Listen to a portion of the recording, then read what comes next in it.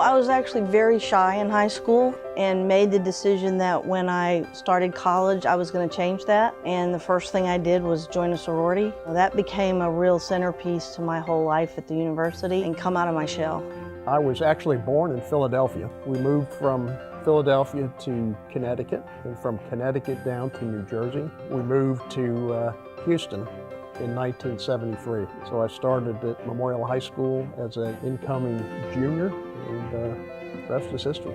Well, you know, actually I laid out a year between high school and college. And once I stepped foot on campus, I got a job at a local bank. Started out as a teller, and I remember thinking to myself, I want to be one of those guys sitting on that platform. So, you know, to become a loan officer, you had to, you know, take up a finance degree. And at that juncture, I decided to apply to, you know, the business school and obtain my finance degree 5 years later. Well, while I was going to college, I started working in the oil field service business in the mailroom of all places, and that's where I decided I wanted to be in human resources. So when I graduated, I went to work in the human resources department and actually have been working in some form of HR for the last 40 years. I graduated in 1982 and have been a banker ever since. It started a management training program. Fast forward to where I'm at today as a senior vice president, trying to do my best to make as many loans and generate as many deposits as I can. It's been a nice ride. Sigma Chi had an annual event in the spring called Derby Days. I met Kim, I guess, at the VFW hall, which was kind of a wrap-up party, if you will, for the week's festivities, and that led to me asking her to Beach Boys concert. The rest was history. John and I decided we wanted to start a family, and we adopted Jeffrey when he was 23 hours old. He's absolutely the joy of our life. Now he's gone off on his own, and he's going to be a musician in California, and we're very proud of him. He's a great kid.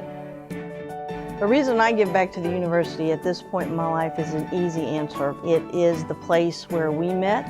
It's the place where all of our friends were established. We have a huge amount of pride coming out of those years. It's the backdrop of everything good that has really happened to us. Kim and I have been very blessed. It's taken a lot of hard work. All of our happiness is really the result of what we started back in 1977.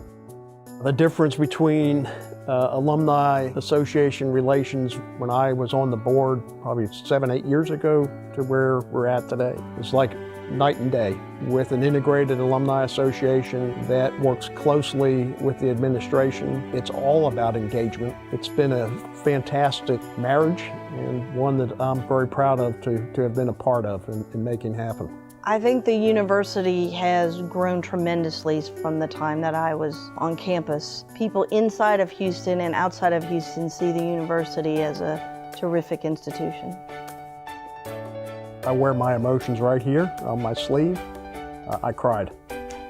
He did. See, I told you. To be honored by my university, beyond words. That's true for me too. It was an incredible honor. I was shocked and I was thrilled. It was incredible. But after the emotions wore off, I wondered, man, today must be running out of people.